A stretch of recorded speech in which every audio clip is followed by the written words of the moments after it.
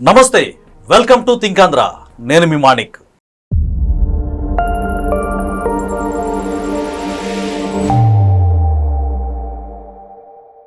ఒక పక్క శత్రుదేశం పాకిస్తాన్పై భారత్ భీకర యుద్ధం చేస్తుంది. సైనికులు వీరోచితంగా పోరాడుతున్నారు. కానీ వైసీపీ అధినేత మాజీ సీఎం జగన్మోహన్ రెడ్డి గారు మాత్రం తన తల్లి విజయమ్మ మీద, చెల్లి షర్మిల మీద ఎన్సీఎల్టీలో ఆయన కేసేయడంతో పాటు తల్లి చెల్లి మీద యుద్ధం చేస్తున్నారని సాక్షాత్తు ఎన్సీఎల్టీ కోర్టే ఆరోపణలు చేసింది, ప్రశ్నించింది. దీనికి సంబంధించి పూర్తి డీటెయిల్స్ మనతో వివరించడానికి గరికపాటి రాజేష్ గారు ఉన్నారు. వారిని అడిగి అసలు ఎన్సీఎల్టీ ఏం చెప్పింది, ఆ విషయాలు మనం తెలుసుకునే ప్రయత్నం చేద్దాం. రాజేష్ గారు నమస్కారం.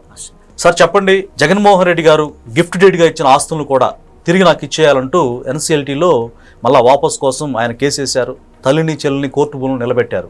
అయితే రీసెంట్ గా ఎన్సీఎల్టీ జాతీయ కంపెనీ లా ట్రిబ్యునల్ ఏం వ్యాఖ్యానించింది, దీని పట్ల మీ విశ్లేషణ ఏంటి? కరెక్ట్గా నేను ఒక 2 మాటలు చెప్తానండి. చెప్పండి. అవేంటంటే, సరిహద్దుల్లో పాకిస్తాన్ మీద మన భారతదేశం యుద్ధం చేస్తుంది ఉగ్రవాదాన్ని నిర్మూలించడం కోసం. సరిహద్దుల్లో అక్కడ భారత్ యుద్ధం చేస్తుంటే ఇక్కడ ఒక కొడుకు ఆస్తుల కోసం తల్లి మీదను చెల్లెలి మీద యుద్ధం చేస్తున్నాడు. ఒకటి. నెక్స్ట్ 2వ పాయింట్, ప్రేమ, ఆప్యాయత, అనురాగం, అనుబంధం అనేవి వాతావరణం మారినట్లు మారతాయా? ఎందుకంటే వాతావరణం మనకు కొంతసేపు ఎండ ఉంటే కొంతసేపు చల్లదనం ఉంటుంది, తర్వాత మళ్ళీ అనుకోకుండా వర్షం పడిద్ది. అట్లా చెల్లి తల్లి అన్నల మధ్య, లేకపోతే ఒక తల్లి కడుపును పెట్టిన 2 పిల్లల మధ్య ఈ ప్రేమ, ఆప్యాయతలు, అనురాగాలు అనేవి వాతావరణం మారినట్లు మారతాయా? ఈ నేను చెప్పినవి కాదండి.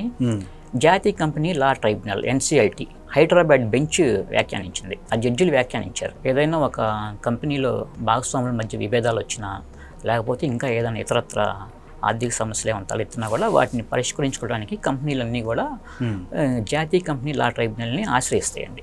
ఇతను జగన్మోహన్ రెడ్డి ఎన్సీఎల్టీ హైదరాబాద్ బెంచ్ని ఆశ్రయించారు. ఇతను షర్మిలాకి అంటే సరస్వతి పవర్ అని ఒక కంపెనీ ఉందండి. ఆ సరస్వతి పవర్లో అనుబంధంగా సండూర్ అని చెప్పేసి ఇంకోటి, క్లాసిక్ రియాలిటీ అని చెప్పేసి ఇంకోటి ఈ కంపెనీలు ఉన్నాయి. వీటికి సంబంధించి కొన్ని ఆస్తుల్ని తన చెల్లెలు షర్మిలాకి అంటే బదలాయించారు. అంటే గిఫ్ట్ డీడ్గా ఇస్తారండి. కాకపోతే ఏం చేశారంటే ట్రస్టీగా విజయమ్మని పెట్టారు. విజయం పేరు మీద గిఫ్ట్ డీడ్ చేసేసి వాటిని అనుభవించమని చెప్పేసి ఒప్పందం కుదుర్చుకున్నారు. అందుట్లో ఈ గిఫ్ట్ డీడ్ చేసినప్పుడే వీటి మీద నాకు ఎటువంటి సంబంధం లేదు, దీంతో నాకు ఎటువంటి ఏమాత్రం అధికారం లేదు, నేను గిఫ్ట్ డీడ్గా రాసిచ్చాను కాబట్టి వాళ్ళే అనుభవించాలని చెప్పేసి దీంట్లో నేను జోక్యం చేసుకోవాలని చెప్పేసి క్లియర్గా అందులో మెన్షన్ చేశారు. అలా రాసిన వ్యక్తి మరలా నాకు కావాలని ఎన్సీఎల్టీని ఆశ్రయించే హక్కు ఉందంటారా? యాక్చువల్గా ఇతను ఎన్సీఎల్టీని ఎందుకు ఆశ్రయించారంటే, ఆశ్రయించినప్పుడు ఆయన ఏం చెప్పారంటే, మా చెల్లి నా మీద తీవ్ర స్థాయిలో విరుచుకుపడుతుంది, రాజకీయంగా మేము వేరు పార్టీలకు చెందిన వాళ్ళం, నా మీద తీవ్రమైన విమర్శలు దాడి చేస్తుంది, వేరే వాళ్ళు చెప్పిన మాటలు విని నన్ను అనవసరంగా అకారణంగా దూషిస్తుంది, మా ఇద్దరి మధ్య గతంలో ఉన్నటువంటి ప్రేమ, ఆప్యాయత, అనురాగం అనేవి ఏమీ లేవు, కేవలం మేము ప్రత్యర్థులుగా ఉన్నాము. అట్లానే మా తల్లిగారి విజయమ్మ, ఆమెకు కూడా నా మీద ప్రేమ లేదు, మొత్తం తగ్గిపోయింది, ఆప్యాయత, అనుబంధం, అనురాగం అనేవి ఏమీ లేవు. అందుకని చెప్పేసి గతంలో నేను ఏదైతే గిఫ్ట్ డీడ్గా రాసిచ్చామో అవి మొత్తం మళ్ళీ బదలాయించాలని చెప్పేసి నేను కోరుతున్నానని చెప్పేసి ఈయన పిటిషన్ వేశారు. ఈ పిటిషన్ వేసినప్పుడు ఎన్సీఎల్టీకి అంటే ఒకటండి, జగన్మోహన్ రెడ్డి తరపున లాయర్ నిరంజన్ రెడ్డి 3 గంటలు వాదనలు వినిపించారు. 3 గంటలు వాదనలు వినిపిస్తే ఇందుట్లో 2 గంటలు జగన్ తరపున వాదించడానికే నిరంజన్ రెడ్డికి సరిపోయింది. గిఫ్ట్ డీడ్ కింద ఈయన రాసిచ్చేటప్పుడే అందుట్లో వాళ్ళు అనుభవించవచ్చు, నేను ఇందులో జోక్యం చేసుకోవడం నాకు సంబంధం లేదని చెప్పేసి ఒప్పందం కూడా కుదుర్చుకున్నారు. అది ఇంకా ఎటువంటి పరిస్థితుల్లోనూ వాళ్ళు తిరిగి అతనికి రాదు. కానీ ఇతను ఎందుకు అడుగుతున్నారంటే, అది 48.99% అండి. అది విజయమ్మకి రాసింది, షర్మిలా గిఫ్ట్ డీడ్ కింద ఉన్నది 48.99%. అదేమవుతుందంటే, సరస్వతి పవర్లో ఉన్న సండూరు, క్లాసిక్ రియాలిటీ ఈ షేర్లన్నీ వీటిల్లోనే డైరెక్టర్గా చాగారి జనార్దన్ రెడ్డి అని చెప్పేసి ఇంకొక వ్యక్తి ఉన్నారు.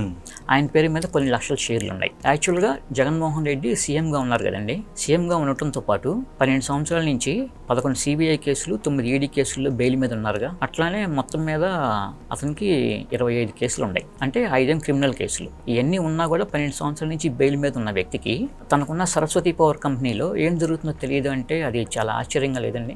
అదే నాకు చాలా ఆశ్చర్యంగా ఉంటుంది. మరి వైసీపీ వాళ్ళైనా సరే, లేకపోతే టీడీపీ వాళ్ళు చేసిన ఆరోపణలు కాదు, వైసీపీ వాళ్ళే ఒకసారి ఆలోచించుకోవాలి. ఎందుకంటే అంత మేనేజ్ చేయగలిగిన స్థాయి ఉన్న వ్యక్తికి తన కంపెనీలో ఏం జరుగుతుందో తెలియలేదు అంటే అది చాలా హాస్యాస్పదంగా ఉంటుంది. అయితే జగన్మోహన్ రెడ్డి గారు డబ్బుకి ఏమాత్రం తక్కువ లేదు ఆయనకి. ఇన్ని ఆస్తులు ఉండగా అంటే గిఫ్ట్గా ఇచ్చినటువంటి తల్లికి చెల్లికి ఇచ్చిన ఆస్తులు కూడా నాకు రావాలి అనేంత కక్ష కార్పణ్యం ఇలాగా చూస్తూ ఉంటే చాలా ఆశ్చర్యం అనిపిస్తా ఉంది. ఆయన వ్యాఖ్యలు కూడా ఎలా ఉంటాయంటే, మీ ప్రేమ ఆప్యాయతలు, మీ బిడ్డ ప్రేమకి ఆప్యాయతకి అనురాగానికి నేనే కేర్ ఆఫ్ అడ్రస్ అన్నట్టుగా జగన్మోహన్ రెడ్డి గారు ప్రేమను కురిపిస్తూ ఉంటారు. అంటే సొంత తల్లిని చెల్లెల్ని ప్రేమించలేని ఆ ప్రేమ ఇతర వ్యక్తులను కానీ లేకపోతే పార్టీ కార్యకర్తలు కానీ నాయకులు కానీ ప్రేమిస్తారంటారా? ఎట్టి పరిస్థితుల్లో ఎవరిని ప్రేమించరు. ఆయన కేవలం డబ్బులు మాత్రమే ప్రేమిస్తారు. మరి ఇంకేమనుకోవాలా ఆయన కనపరిచేటువంటి ఈ మాటలు కానీ ఈ ప్రేమ వ్యాఖ్యల్ని ఎలా అర్థం చేసుకోవాలి? ఇప్పుడు తల్లి నా మీద ప్రేమ తగ్గిపోయిందని చెప్పడం ఏంటండి, చెల్లి మీద ప్రేమ తగ్గిపోయిందని చెప్పడం ఏంటి? వాళ్ళకి ఆ పరిస్థితి తీసుకొచ్చింది నువ్వు కదా. ఇప్పుడు యాక్చువల్గా నువ్వు ఓదార్పు యాత్ర చేసినప్పుడు అరెస్ట్ చేసి జైల్లో పెడితే నీ తరపున నీ పార్టీని నిలబెడతానికి కాలికి బలపం కట్టుకొని రాష్ట్రం అంతా తిరిగింది షర్మిల. ఈ రోజు వైఎస్ఆర్ కాంగ్రెస్ పార్టీ బతికుంది అంటే కేవలం ఆమె చేసిన పాదయాత్ర వల్లే. ఆ రోజు ఎలక్షన్స్కి ముందు వైఎస్ విజయమ్మ మీ బిడ్డ మడం తిప్పడం మాట తప్పడం అని చెప్పేసి వైఎస్ రాజశేఖర రెడ్డి గారిని ఎక్కువగా ఆదరిస్తున్నారు, అట్లానే ఆదరించండి అని చెప్పేసి ప్రచారం చేయటం వల్ల ప్రజల్లో ఆయనకి 2019లో అధికారం కట్టబెట్టారు. కరెక్ట్. అవన్నీ కట్టబెట్టినప్పుడు అప్పుడు నీ చెల్లెలేగా అంత కష్టపడిందిగా, మరి కడప నుంచి కనీసం ఎంపీగా నిలబెట్టి గెలిపించుకోవాల్సిన బాధ్యత నీ మీద ఉంటుందిగా. అది కాదని, కనీసం అది కూడా కాదని చెప్పేసి అవినాష్ రెడ్డికి ఇచ్చారు. ఇప్పుడు మరి అక్కడ చెల్లికి అన్యాయం జరిగినట్లే కదండి, చాలా దారుణంగా. ఇప్పుడు తన పార్టీలో నిలబెట్టినప్పుడు తన తర్వాత నెంబర్ 2 స్థానంలో ఉండాలి. అంతటి స్థాయి హోదాని ఆమెకి ఇవ్వాలి. అప్పుడు నిజంగా నీకు ఆమె మీద కానీ అమ్మ విజయం మీద కానీ ప్రేమ ఉన్నట్లు లెక్క, ఆప్యాయత ఉన్నట్లు లెక్క, అనురాగం ఉన్నట్లు లెక్క, అనుబంధం ఉన్నట్లు లెక్క. అంటే ఇవన్నీ లేవని చెప్పేసి అర్థమవుతుంది స్పష్టంగా. తను జైల్లో ఉన్నప్పుడు కాలికి బలపం కట్టుకుని ఎండనక వాననక తిరిగి పార్టీ కోసం అహర్నిశలు కష్టపడ్డ షర్మిల గారిని కాదని అవినాష్ రెడ్డి, అంటే ఆయన బ్యాక్గ్రౌండ్ చూసుకుంటే కనుక వివేకానంద రెడ్డి గారి హత్య కేసులో నిందితుడిగా ఉన్నాడు ఆయన. ఆయన తండ్రి భాస్కర్ రెడ్డి, ఈయన అంటే 7-8 ముద్దాయిలుగా ఉన్నారు వాళ్ళు. ఈవిడ్ని కాదని వాళ్ళకి ఇవ్వాల్సినటువంటి అవసరం ఏమొచ్చిందంటారు? పులివెందుల మీద ఆధిపత్యం కోసం జరిగిన పోరండి. ఆ పోరులో భాగంగా ఇతను మొదటి నుంచి కూడా అవినాష్ రెడ్డి వైపు నిలుస్తున్నాడు. ఇప్పుడు చెల్లెలనేమో అక్కడ జైలుకి వెళ్ళినప్పుడు పాదయాత్ర చేయించి పార్టీని నిలబెట్టడానికి ఉపయోగించుకున్నాడు. అక్కడేమో అవినాష్ రెడ్డి అవసరం, అక్కడ అవినాష్ రెడ్డి అవసరం కాబట్టి ఇక్కడ చెల్లి అయినా సరే తల్లి అయినా సరే ఎవరైనా సరే తీసి పక్కన పడేశాడు. అక్కడ ఏంటంటే మెయిన్ అవసరం, తన అవసరం తీరాలి. అంతేగాని వాళ్ళు చెల్లా తెల్ల లేకపోతే ఇట్లాంటివన్నీ ఏమి ఉండవు. వైఎస్ జగన్ రెడ్డి వైఖరి మొదటి నుంచి అట్లానే ఉంటుందండి, దాన్ని మనం తప్పుపట్టాల్సిన అవసరం కూడా లేదు. అదే ఆ విషయాన్ని ఏంటంటే కొంచెం డెప్త్గా పార్టీ శ్రేణులు ఆలోచించుకోవాలి. యాక్చువల్గా వీళ్ళు ఒప్పందం చేసుకుంది 2019 ఆగస్టు 31 అండి, సరస్వతి పవర్లో ఒప్పందం చేసుకుంది. అప్పుడు సీఎంగానే ఉన్నారు. ఆ తర్వాత నుంచి సరస్వతి పవర్లో ఏం జరుగుతుంది ఏంటనేది కూడా తనకు ఖచ్చితంగా తెలుస్తుంది ఏదైనా సరే. కానీ ఇక్కడ ఎన్సీఎల్టీలో ఈయన తరపున నిరంజన్ రెడ్డి వాదనలు వినిపించినప్పుడు ఒకటి చెప్పారు, కొన్ని షేర్లు తన ప్రమేయం లేకుండా, తనకి తన భార్య భారతీరెడ్డికి ఉన్న షేర్లు తన ప్రమేయం లేకుండా, వారి సంతకాలు కూడా లేకుండా షర్మిలాను విజయం బదలాయించున్నారని చెప్పేసి ఆరోపించారు. అది పాసిబిలిటీ ఉంటుందంటారా? అవకాశం ఉండదు, కేవలం ఆరోపణ మాత్రమే. ఎట్లా ఆరోపించుకున్నారండి? సంతకాలు లేకుండా బదలాయింపు చేస్తున్నారని చెప్పేసి జగన్మోహన్ రెడ్డి చెప్తున్నాడు కదా. అయితే ఇదే విషయాన్ని నేను షర్మిలకు కూడా చెప్పాను. సరస్వతి ఆస్తులు యాక్చువల్గా ఇది మొదటి నుంచి సిబిఐ ఈడీ కేసుల్లో ఉన్నాయి కదండి, వీటికి సంబంధించిన ఆస్తులు ఉండటం వల్ల హైకోర్టుకి వెళ్తే హైకోర్టు స్టే విధించింది. ప్రస్తుతం ఎలా ఉన్నాయో అదే స్థితిని కొనసాగించండి అని, యథాతథ స్థితి అంటారు. అట్లా ఉంది కాబట్టి ప్రస్తుతానికి తెలియని తర్వాత మొత్తం మనం ఎవరెంత చూసుకున్నాం, ఎవరు ఎట్లా అయింది అని చెప్పుకోవాలి, ఇవన్నీ మనం తర్వాత మాట్లాడుకుందాం అనే విషయాన్ని నేను మా చెల్లికి చెప్పానని చెప్పేసి అతని తరపున నిరంజన్ రెడ్డి వాదనలు వినిపించాడు. తర్వాత చాగారి జనార్దన్ రెడ్డి పేరు మీదకి షేర్లు బదలాయింపు జరిగింది. వెంటనే ఆ షేర్లు కూడా మొత్తం మామూలుగా డైవర్ట్ చేసి తన పేరు మీదకి తన భార్య భారతీరెడ్డి పేరు మీదకి బదలాయించాలని చెప్పేసి కోరారు. అందుట్లో కోరటంతో పాటు డైరెక్టర్ పేరుగా జాగారి జనార్దన్ రెడ్డిని తీసేయాలని చెప్పేసి అంటున్నారు. ఇప్పుడు ఇట్లా ఎందుకు చేస్తున్నారు అంటే, ఇప్పుడు ఆ గిఫ్ట్ డీడ్గా రాసింది 48.99% ఉందండి. యాక్చువల్గా ఏమవుతుందంటే తర్వాత జాగారి జనార్దన్ రెడ్డిది, సండూర్ కంపెనీకి ఉన్న షేర్లు ఇవన్నీ కలుపుకుంటే మెజారిటీ షేర్ హోల్డర్లు వాళ్ళు అవుతారు. షర్మిలాని విజయం అవుతారు, వీళ్ళు మైనర్లు అవుతారు. అట్లా కాకుండా ఇప్పుడు గిఫ్ట్ డీడ్ రాయక ముందు ఎలా అయితే షేర్లు ఉన్నాయో, ఎవరికైతే ఎన్ని షేర్లు ఉన్నాయో వాటిని మళ్ళీ యాస్టీస్గా రివర్స్ చేయమంటున్నారు. అంటే తన పాలనలో ఎలా అయితే రివర్స్ టెండరింగ్ జరిగిందో, రివర్స్ పాలన జరిగిందో అట్లానే సరస్వతి పవర్లో కూడా రివర్స్ చేయమంటున్నారు. ఆ షేర్లని మెజారిటీ షేర్స్ జగన్మోహన్ రెడ్డికి ఆయన సతీమణికి రివర్స్ చేయమంటున్నారు. రివర్స్ చేస్తే ఏమవుతుందంటే 51.01% వస్తాయండి. అంటే అప్పుడు వీళ్ళు మేజర్లు అవుతారు, వాళ్ళు మైనర్లు అవుతారు. వీళ్ళు మేజర్లు అయినప్పుడు వీళ్ళు ఆడిందాట పాడింది పాటగా ఉంటుంది.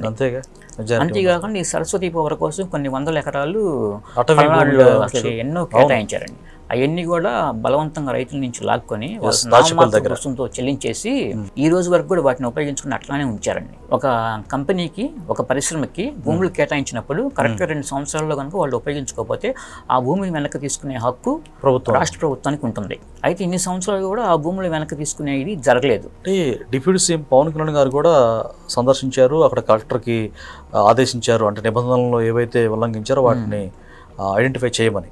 మరి గవర్నమెంట్ ఇప్పుడు మరలా యథాస్థితిగా ఆక్యుపై చేసుకునే అవకాశం ఉంటుంది, దాన్ని వాళ్ళు ఎలాంటి నిర్మాణాలు చేయలేదు కాబట్టి. అవును, చూసారండి మొత్తం అన్ని. అంటే ఈ క్లాజులు ఏం పెట్టుకున్నారు, అప్పుడు ఉమ్మడి రాష్ట్రంగా ఉంది కదా, వీళ్ళు ఎటువంటి నిబంధనలు రూపొందించారు అనేది కూడా మెయిన్ అండి. ఎందుకంటే ఆ నిబంధనలకు అనుగుణంగా ప్రభుత్వం నడుచుకోవాల్సి ఉంటుంది. ఆ రోజు మళ్ళీ వీళ్ళు నిబంధనలకు అనుగుణంగా నడుచుకోకపోతే వీళ్ళు కోర్టుకు వెళ్ళే అవకాశం ఉంటుంది, ప్రభుత్వం అబాస్ పాలవుతుంది. అట్లా కాకుండా ముందుల కూలంకషంగా వాటిని పరిశీలించాలి, వాటిని పరిశీలించి చర్యలు తీసుకోవాలి. అటవీ భూమి ఉంటే మాత్రం ఖచ్చితంగా తీసేసుకోవచ్చు, అటవీ భూమి ఉంది ఖచ్చితంగా తీసేసుకోవచ్చు. కాకపోతే ఇప్పటికిప్పుడే కాకుండా కొంచెం నెమ్మదిగా ప్రాసెస్ నడుస్తుందండి, ఇబ్బంది ఏం లేదు. సరస్వతి పవర్లో తమకు తెలియకుండా షేర్లు బదలాయింపు జరిగిందని చెప్పేసి అన్నారని చెప్పేసి యాక్చువల్గా వాళ్ళకి సమాచారం కూడా ఇవ్వలేదంట. ఎందుకంటే వీళ్ళు కూడా డైరెక్టర్గా ఉన్నారు కదా, మాకు సమాచారం కూడా ఇవ్వలేదు. సమాచారం ఇవ్వకుండా వాళ్ళంతటి వాళ్ళే షేర్లు బదలాయించుకున్నారని చెప్పేసి ఇంకో ఆరోపణ చేశారు. ఎలా సాధ్యమైంది ఆరోపణ తప్పితే? ఈ విషయాన్ని సరస్వతి పవర్ బోర్డు జూలై 6 తీర్మానించిందని చెప్పేసి చెప్పారండి. ఇప్పుడు 2024 జూలై 6న తీర్మానించిందని చెప్పేసి జగన్మోహన్ రెడ్డి చెప్పారు. అయితే ఈ జగన్మోహన్ రెడ్డి తరపున వాదనలు వినిపించిన నిరంజన్ రెడ్డి చెప్పిన అవన్నీ కూడా 100లో 99% పూర్తిగా అవాస్తవాలండి. వాస్తవానికి అది ఎన్సీఎల్టీ ముందు నిలవదు. అసలు ఆల్రెడీ వీళ్ళు గిఫ్ట్ డీడ్ రాసి ఇచ్చేశారు. అయిపోయిన తర్వాత మీకు రాసి ఇచ్చింది మళ్ళీ యథావిధిగా మాకు రాసి ఉండి మేము మెజారిటీ షేర్ హోల్డర్లు అవుతామని చెప్పేసి అయితే వాళ్ళు ఎందుకు రాస్తారు? ఎవరు రాయరు కదా. అందుట్లోనూ ఇప్పుడు చెల్లినను తల్లిని ఈయన ఎలా చూస్తున్నాడో అందరికీ తెలిసిన విషయమే. మరి ఆ విషయాలన్నీ వాళ్ళు దృష్టిలో పెట్టుకుంటే వాళ్ళకు ఉన్నదే అది కదా. యాక్చువల్గా ఆ రోజు వైఎస్ రాజశేఖర రెడ్డి ఆస్తులు ఎవరెవరికి ఎంత అని చెప్పేసి మొత్తం అన్నీ చెప్పారండి. ఆ ప్రకారం ఇతను ఏం చేయలే, పూర్తిగా అన్యాయం చేశాడు. చివరికి షర్మిల కొడుకు కూతురికి కూడా ఇవ్వాల. సరే, వాళ్ళకి చివరికి వచ్చిందే ఈ సరస్వతి పవర్లో ఉన్న షేర్స్. వాటిని కూడా పోగొట్టుకుంటే వాళ్ళకి ఇంకా ఆదాయం ఏముంటుంది? అందుకని చెప్పేసి నేనైతే వాళ్ళు పోగొట్టుకోరు. అదిగాక ఎన్సీఎల్టీ బెంచ్ తీర్పు కూడా వాళ్ళకి అనుకూలంగా రాబోతున్నారు. షర్మిల గారికి అది నా వ్యక్తిగత అభిప్రాయం. అంటే దేశ సరిహద్దుల్లో పాకిస్తాన్ లాంటి శత్రు దేశంతో యుద్ధానికి తలపడి భారత ఆర్మీ భీకర యుద్ధం చేస్తుంటే జగన్మోహన్ రెడ్డి గారు మాత్రం ఆస్తుల కోసం కన్న తల్లి చెల్లెల మీదనే యుద్ధం చేస్తున్నారని ఎన్సీఎల్టీ వ్యాఖ్యానించిందని, ఫైర్ అయిందని ఒక రకంగా. అలాగే ప్రేమ, ఆప్యాయత, అనురాగం గురించి కేవలం మాటలు నోటితో వెళ్ళవేయడం తప్పితే ఇంటర్నల్గా జగన్మోహన్ రెడ్డి గారి మనసులో అవి లేవు, ప్రేమకు తావులేదు, ఆయన అబద్ధాలు ఆడుతారంటూ పూర్తి వివరణలు అందించారు రాజేష్ గారు. సో ఇది ఈరోజు టాపిక్. మరొక అంశంతో మళ్ళీ మరొక వీడియోతో మీ ముందుకు వస్తాం. అప్పటి వరకు సెలవు. నమస్తే రాజేష్ గారు.